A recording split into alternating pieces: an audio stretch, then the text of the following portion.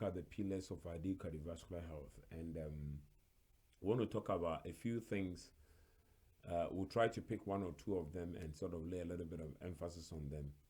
And then we'll continue on our series on why people's legs swell. We looked at it. We looked at the various causes of it the last week. Also encourage you that you can also call people to listen in to this very good program, which I believe that it will go a long way to help you. So to re-emphasize, I believe that is something that we need to do, or to go over the pillars of ideal cardiovascular health. We know that there are 7 things. Last week, we laid emphasis on appropriate dietary habits and physical activity, which I believe that they are the pillars of ideal cardiovascular health. I had the privilege of working today, and I was working with a few young people, and we worked everywhere, and essentially we went to the basement of the place where we were working, and we had to go to the 7th floor. And instead of taking the elevators, we decided to walk. Though they were short of breath at the end of the day, I believe that was a good activity for their heart. I tell people a lot, God has given you legs, please use them. Use it, and that is going to help you. And you see people moving they are moving from the 2nd floor to the 3rd floor, and they want to take the elevator. If you are not sick, please don't. Use your legs, because in doing so, you make yourself. And whenever you can avoid taking the elevator, let me tell you some of the things. When you avoid the elevator, you may avoid people you don't want to meet, because most people don't want to walk. But when you walk, there's a benefit. It's not something that I don't talk a lot about. There's a benefit to you, as exercise comes with a benefit for the whole body, not just for your heart, but for the entire body, and that is why it is good. You know, one of my my residents asked me, do you go to a gym or something like that? I said, I don't. This is one of my exercises that I do, and I've always tell people I try to do it once or twice a week, once or twice a day, and that is very healthy. So cultivate the habit that even when you go to the parking lot, right? There are certain people, when they go into the gym, they want to park as close to the gym so that they don't walk a lot to the gym. I understand. For safety reasons, fine. But if it's not for safety reasons, walk a distance to the gym and walk back. It's worth it, right? The same thing. If you're going to shopping, find every opportunity to walk. I try to pick the events of the day and I use them, events of the week, and I use them as an opportunity. So if you have legs, use them. What are legs for, apart from walking, right? And playing soccer and other games, right? But the primary reason why God gave it to us is to use them. So use them, and it will go along. If you are young and able to walk, whenever you get to a place, ask them, where is the staircase? Don't ask them, where is the elevator? And by doing so, you will be helping yourself. So I think it's a very important thing. So let us go to the other 5 components. What are the other 5 components? The other 5 components are 1, high blood pressure. We'll come back to our discussion on blood pressure in the month of September, and go over some of these things. We'll lay emphasis on some aspects of it that is very important for all of us. And the other thing that we also need to have as a pillar of ideal cardiovascular health is also your appropriate level of your cholesterol. This is very important. You know, I had opportunity to meet somebody and to share some of these stories with you, because you know, somebody, he was just walking, and this person that was walking, he was going to a place, and he had what he thought it was indigestion, right? And he went for Pepto-Bismol, and after going for Pepto-Bismol, he added Alka-Seltzer to it. You know what he was having? He was having a heart attack. God is good. He did not die. And later on, he went to his doctor, and they found out that he's been having a heart attack. But why am I bringing in that example? The number one thing that is responsible for that is the years of sustained high levels of cholesterol that has not been addressed, right? Years of uncontrolled hypertension that has not been addressed. And that is why it is important that you and me will take measures to ensure that your cholesterol is at the appropriate level. There's a lot of things that goes into appropriate cholesterol.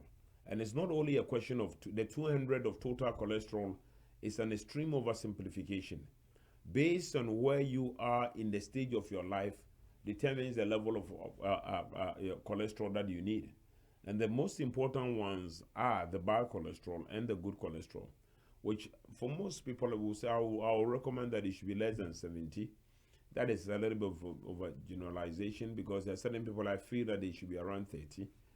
And your good cholesterol should be good. If your good cholesterol is above 50 for a woman, above 40 for a man, that is fantastic. So appropriate level of cholesterol is important. Then the third thing is your blood sugar. Your blood sugar should ideally be less than 100. That is your fasting blood sugar, or your hemoglobin A1C. Your hemoglobin A1C should be less than 5.4. I mean, we want it to be good, because as much as you are exposed, your body is exposed to high blood sugars, it can cause a lot of problems, right from blindness all the way to amputation of the legs. And that is why it is important.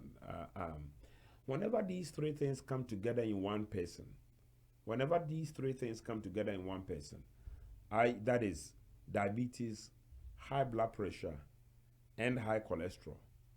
When they come together, you really need to pray a lot to make sure that you control it.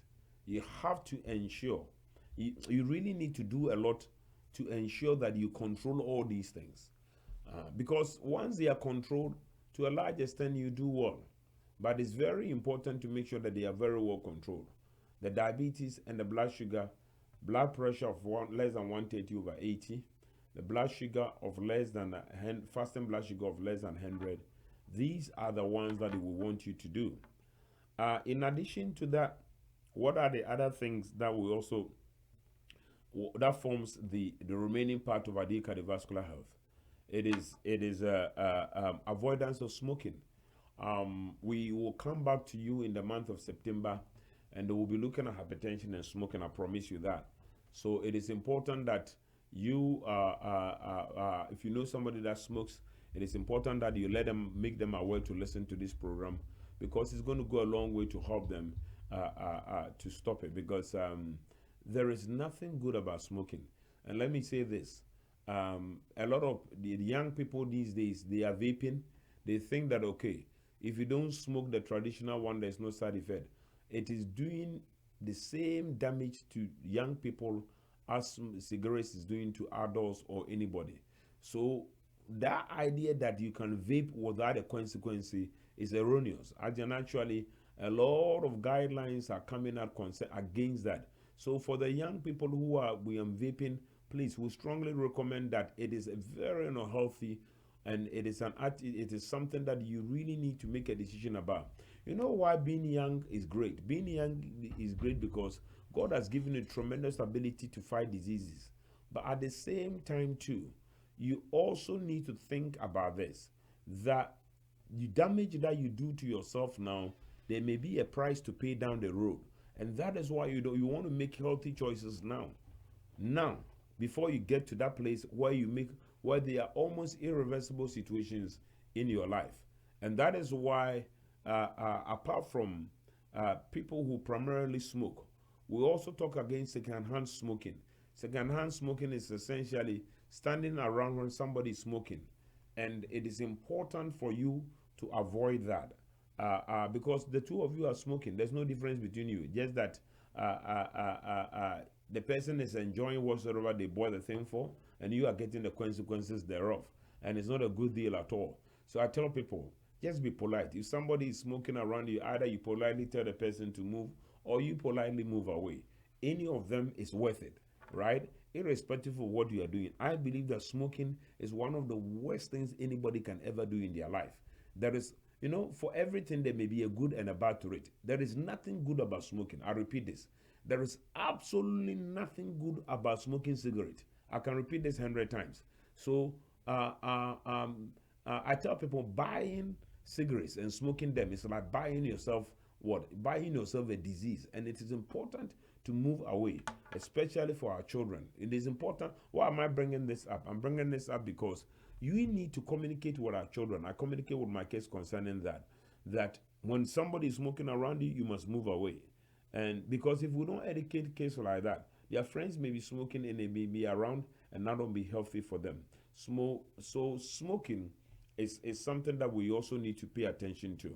We'll take a short commercial break and I will come back and I will complete the components of ideal cardiovascular health. So we have said 6 of them now. So far, we've talked about physical activity.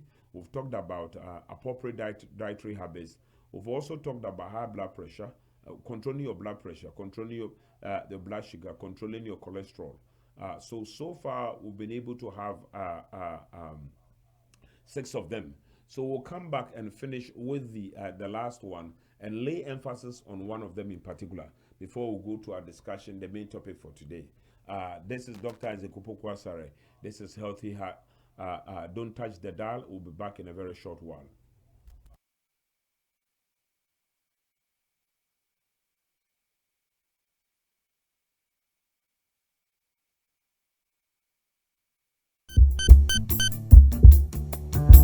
Did you know your heart isn't only your most critical muscle, it's what keeps you alive? Your heart is about the size of a fist. It beats about 100,000 times each day and generally slows down as you age.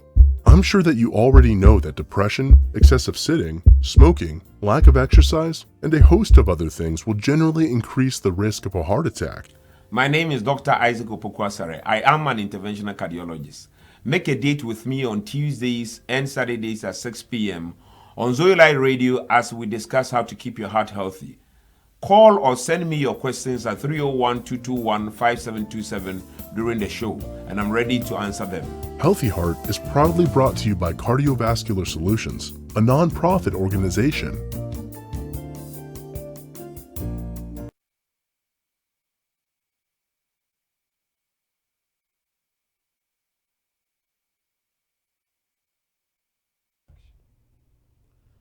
Welcome again to Healthy Heart. This is Dr. Opoku Asare. So I just want to lay emphasis on one of the components that we talked about, which is controlling your blood sugar as much as possible. In terms of from the preventive standpoint, how do you control your blood sugar? I think the main thing here in terms of prevention. I mean, there are certain ones that are genetic and other things, but it's about how much calorie we eat. Let's look at it. Your goal is as much as possible to cut down the amount of calories you consume a day. Your goal is to consume a maximum of 1,500. People say 2,000. So I'm not a firm believer in calorie count per se, but it is important to match how much you eat with how much you do. I want to bring back the topic of energy balance. It's very important because sometimes in the midst of the discussion, people ask, how much should I eat? I ask them, how much are you doing? Right? So we have moved from the concept of how much should I eat to how much am I doing?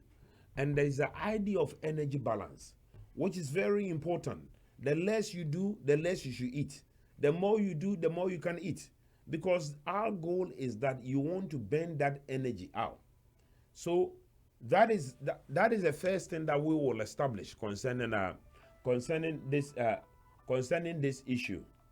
So it is very important for you and me to be able to come to that realization. It's very important.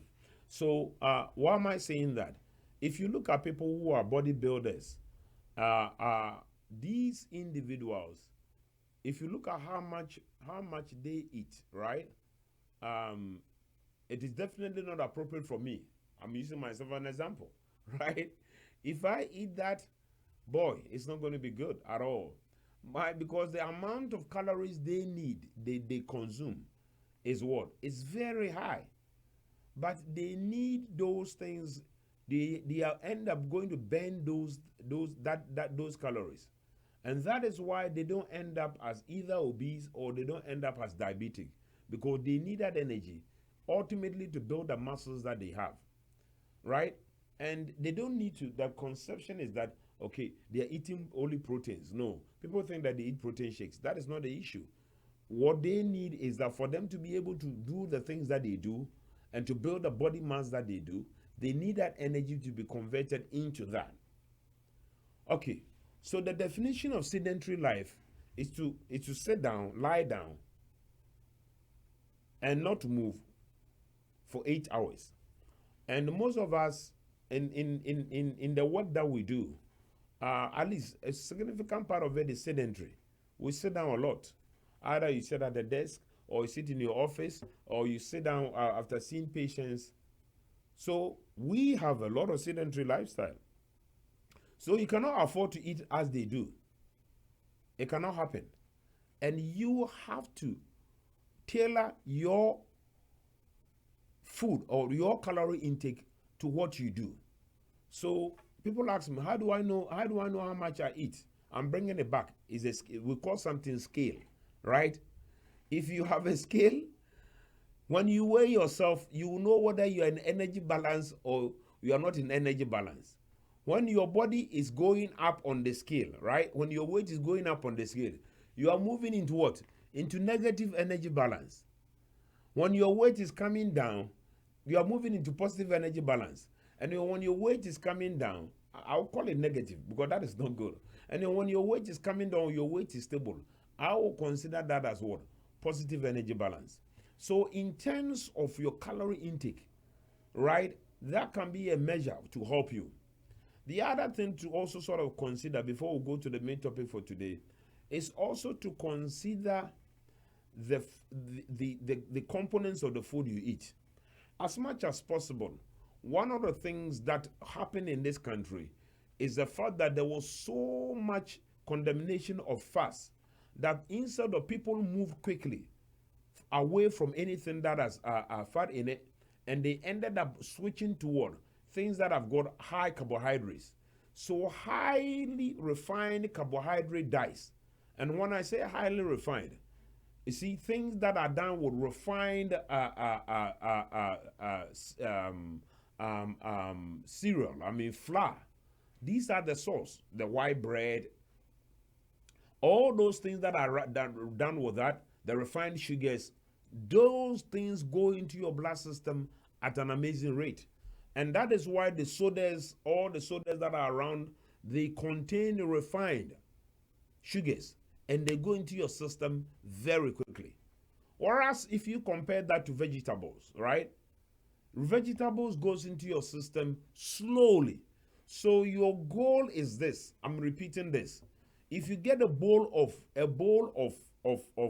vegetables, and the vegetables can be in any form, stew, soup, anything, and you have a bowl of fried potatoes, right? The fried potatoes will may give you a calorie of what? About 4,000 compared to a bowl of vegetables. That will give you a calorie of 700. In addition to that, the bowl of vegetables, that when you consume them, your body is going to absorb them gradually to avoid sugar spikes in your blood.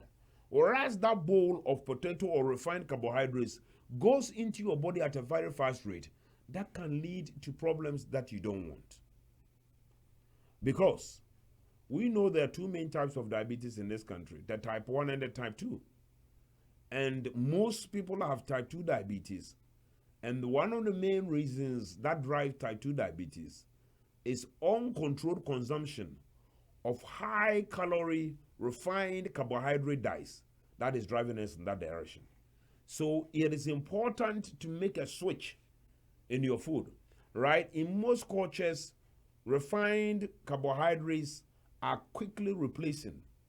When I say quickly replacing unrefined carbohydrates, brown rice is better than white rice, right? Brown bread is better than what? White bread. I'm repeating that.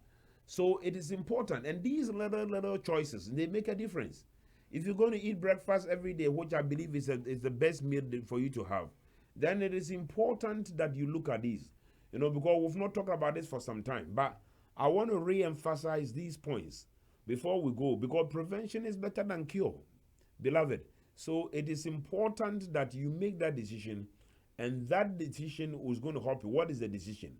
To switch from refined carbohydrate diets and move towards unrefined carbohydrate diets and diet that is high in vegetables and fruits and nuts. Let's make it simple. As much as you can cut down your carbohydrates, it will go a long way to help you to stay away from diabetes, right? The reason why white rice has become the staple food is because all that you need to do is to put it in what? In the rice cooker, and you do your work, it is ready, and you're ready to eat. So, in at least some of the homes that I know, it's almost like a backup, right? Always backup. Please, it is important to know that for that, if you switch it to a whole wheat or whole grain. Actually, I came across a whole grain spaghetti recently, and I was excited. And I can tell you, I bought one. I bought two. And I went home and I was showing my kids that this is whole grain spaghetti. Why don't we start eating whole grain spaghetti? So now we're having a lot of whole grains here, and it is important. So we'll go for a short commercial break, and then we'll come back and then continue our discussion for today. This is Healthy Heart. This is Dr. Isaac Opoku Asare.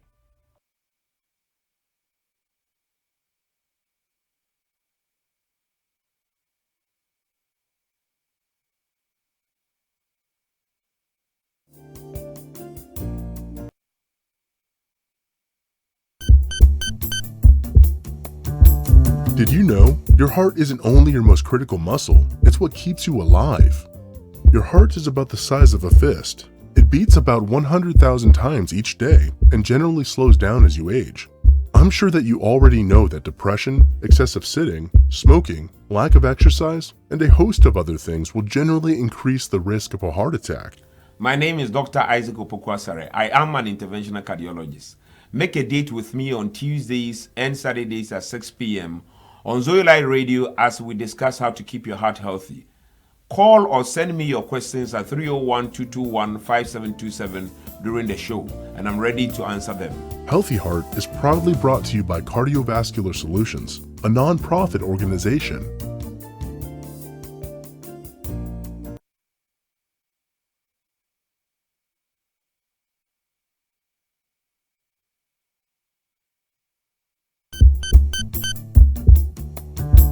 Did you know your heart isn't only your most critical muscle, it's what keeps you alive? Your heart is about the size of a fist. It beats about 100,000 times each day and generally slows down as you age. I'm sure that you already know that depression, excessive sitting, smoking, lack of exercise, and a host of other things will generally increase the risk of a heart attack. My name is Dr. Isaac Opoku Asare. I am an interventional cardiologist. Make a date with me on Tuesdays and Saturdays at 6 p.m. on Zoe Light Radio as we discuss how to keep your heart healthy. Call or send me your questions at 301-221-5727 during the show, and I'm ready to answer them. Healthy Heart is proudly brought to you by Cardiovascular Solutions, a non-profit organization.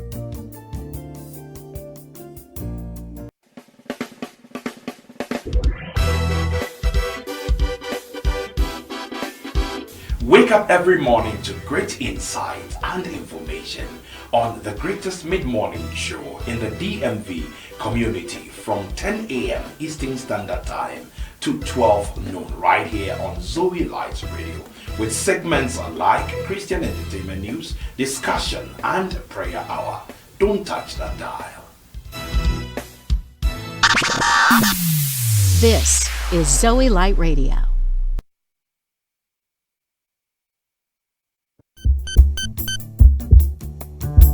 Did you know your heart isn't only your most critical muscle, it's what keeps you alive? Your heart is about the size of a fist. It beats about 100,000 times each day and generally slows down as you age. I'm sure that you already know that depression, excessive sitting, smoking, lack of exercise, and a host of other things will generally increase the risk of a heart attack. My name is Dr. Isaac Opoku Asare. I am an interventional cardiologist.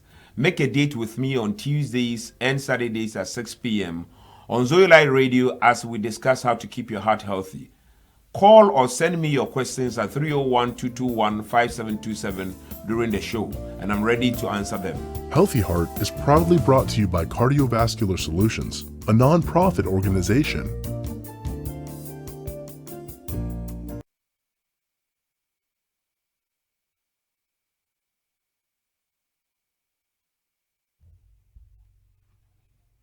Welcome again to Healthy Heart. This is Dr. Isaac Opoku Asare.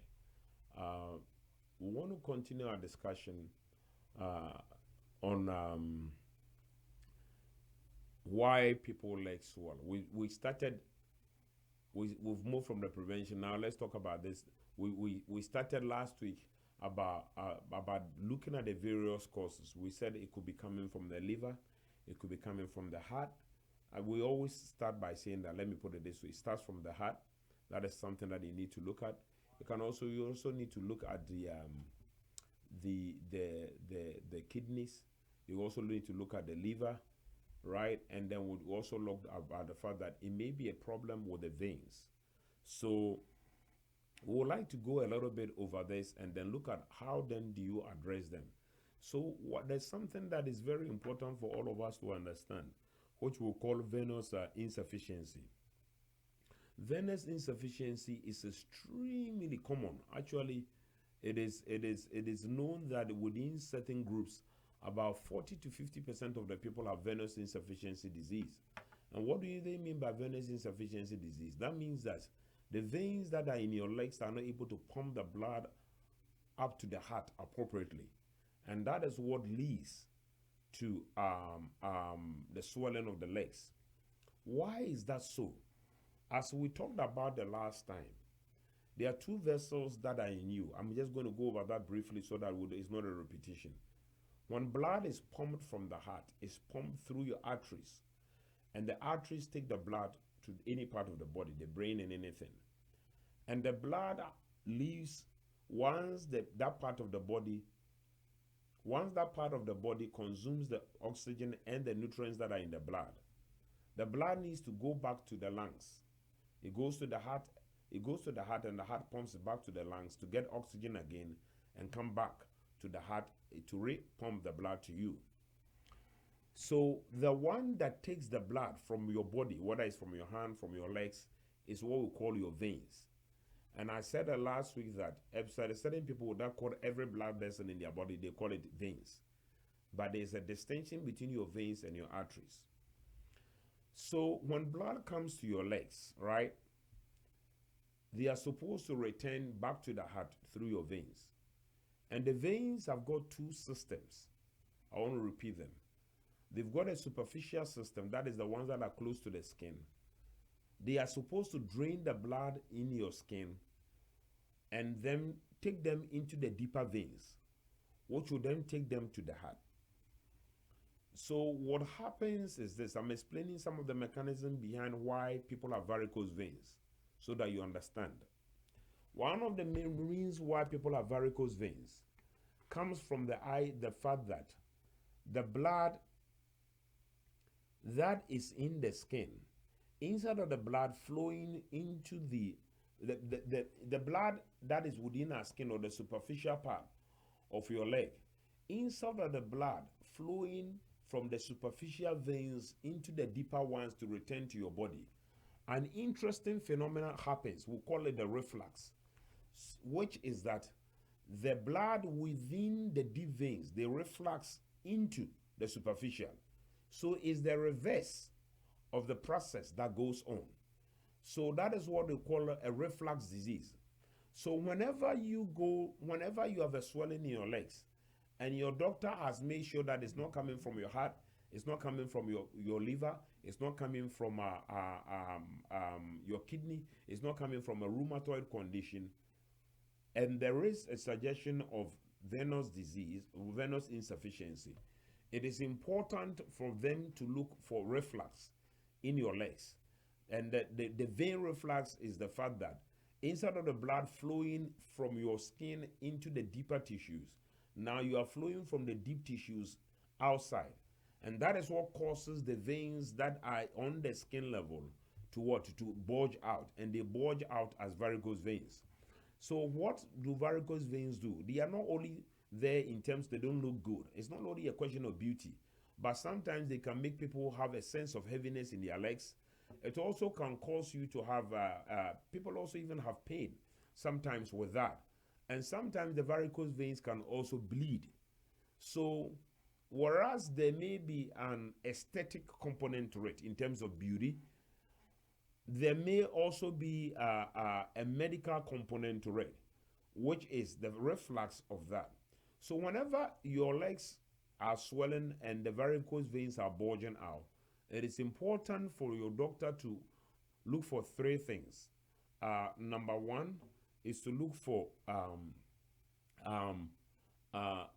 whether there is a clot in the leg or not. Number two, they also look for what? A reflux, where the blood is refluxing, that is moving backward. Instead of blood moving forward, they move back. And they reflux from the deep to the what?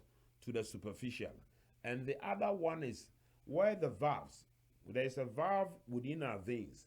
They are supposed to stop the blood from moving down. And sometimes when they are incompetent, that is, they have no ability to do to hold, or they lose the ability to hold the blood from coming back, then the blood comes back. So these are the three things that needs to be looked at. Once your doctor establishes that, then there may be a number of things that you need to do. So that will be for the superficial disease. In addition to the superficial disease, we can also, there may be situations where there may be problem with the deep system. And in the deep system, that is where the clot is also important. We talked about it the last time, that if you have a compression, we talked about many conditions that can cause a compression of the flow of the deep system, especially within our pelvic, that can also cause you to have a swelling. So generally, when it comes to venous insufficiency disease, which is your veins are incompetent, that is, they lose the ability to pump blood in the appropriate direction, which is sort of the broad name for this, then there are a number of things that can be done to be able to address that. It is important for you to know, because most of these things, they are inexpensive. You don't need aggressive interventions at the very early stages. Down the road you may, but at the early stages, this is something that you can do. And the other things we're going to talk about venous insufficiency. What prompts venous insufficiency is something that we've not talked about, but we'll come back and lay a little bit of emphasis on that, because these are very important things. We'll go for a short commercial break and come back and talk about these things. This is Healthy Heart. This is Dr. Isaac Opoku Asare.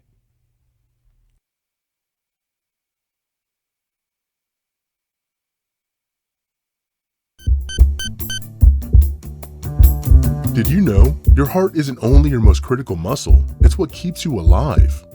Your heart is about the size of a fist. It beats about 100,000 times each day and generally slows down as you age. I'm sure that you already know that depression, excessive sitting, smoking, lack of exercise, and a host of other things will generally increase the risk of a heart attack. My name is Dr. Isaac Opoku Asare. I am an interventional cardiologist. Make a date with me on Tuesdays and Saturdays at 6 p.m. on Zoe Light Radio as we discuss how to keep your heart healthy. Call or send me your questions at 301-221-5727 during the show, and I'm ready to answer them. Healthy Heart is proudly brought to you by Cardiovascular Solutions, a non-profit organization.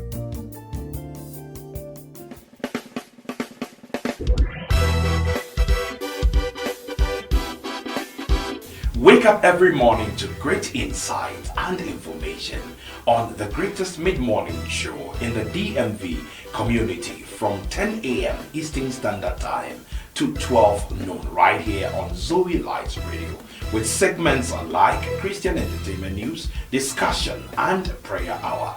Don't touch that dial. This is Zoe Light Radio.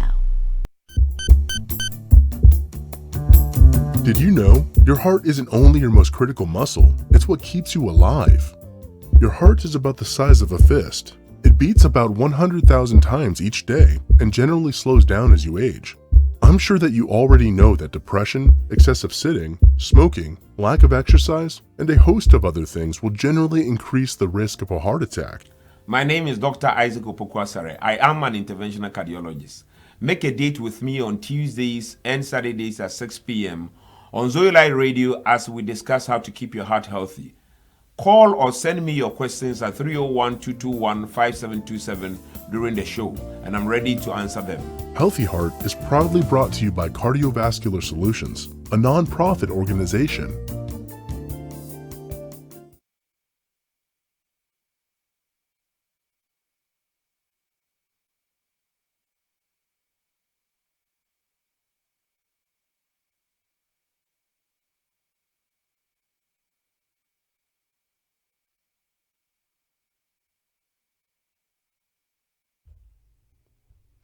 This is Healthier.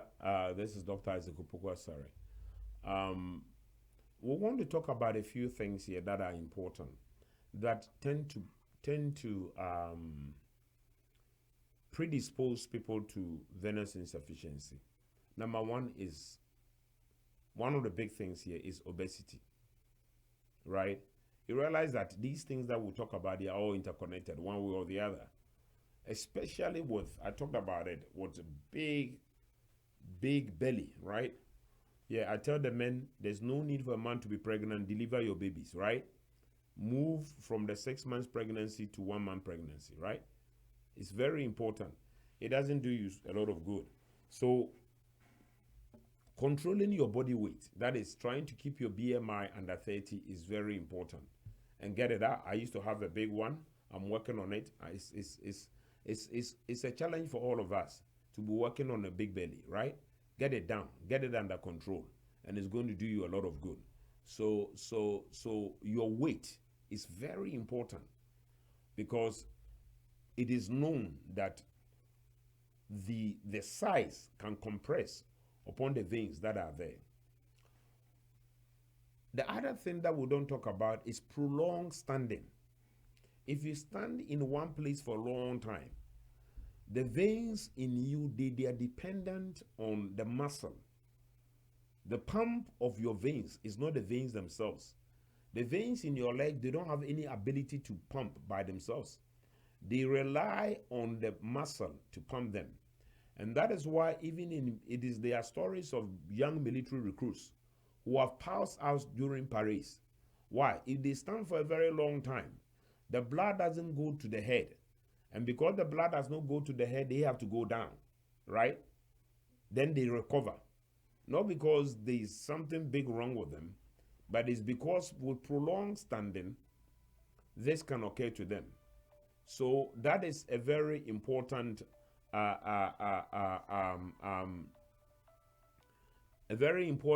thing for you to avoid.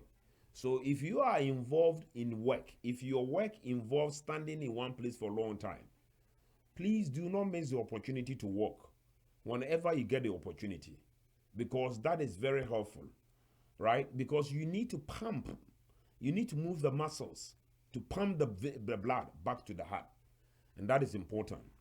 What is the third thing? Sitting for a long time can also cause you to have what?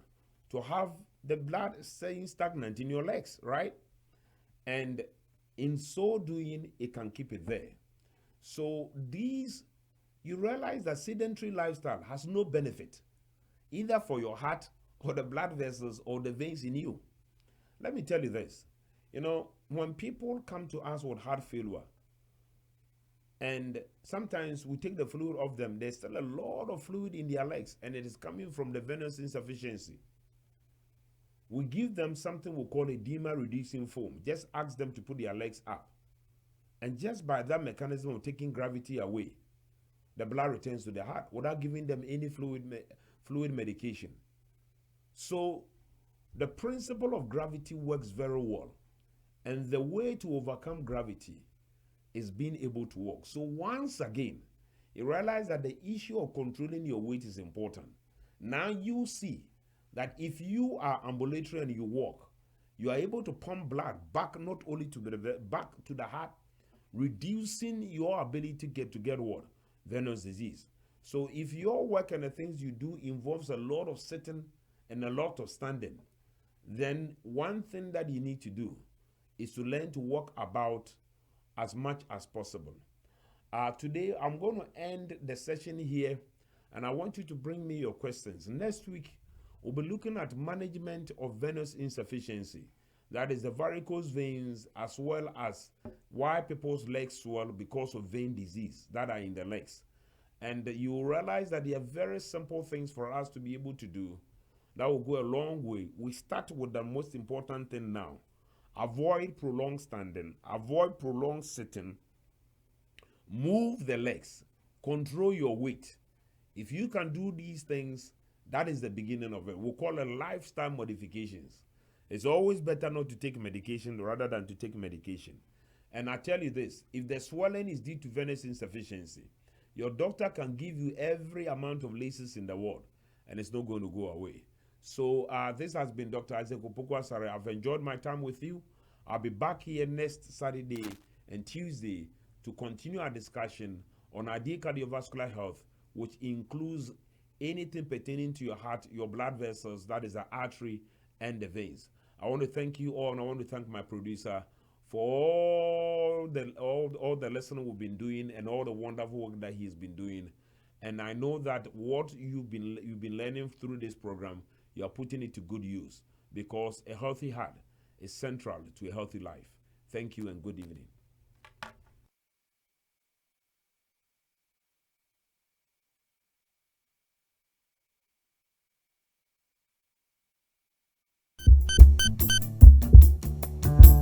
Did you know your heart isn't only your most critical muscle, it's what keeps you alive? Your heart is about the size of a fist. It beats about 100,000 times each day and generally slows down as you age.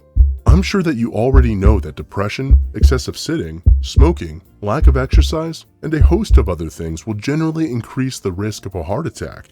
My name is Dr. Isaac Opoku Asare. I am an interventional cardiologist. Make a date with me on Tuesdays and Saturdays at 6 p.m. on Zoe Light Radio as we discuss how to keep your heart healthy. Call or send me your questions at 301-221-5727 during the show, and I'm ready to answer them. Healthy Heart is proudly brought to you by Cardiovascular Solutions, a non-profit organization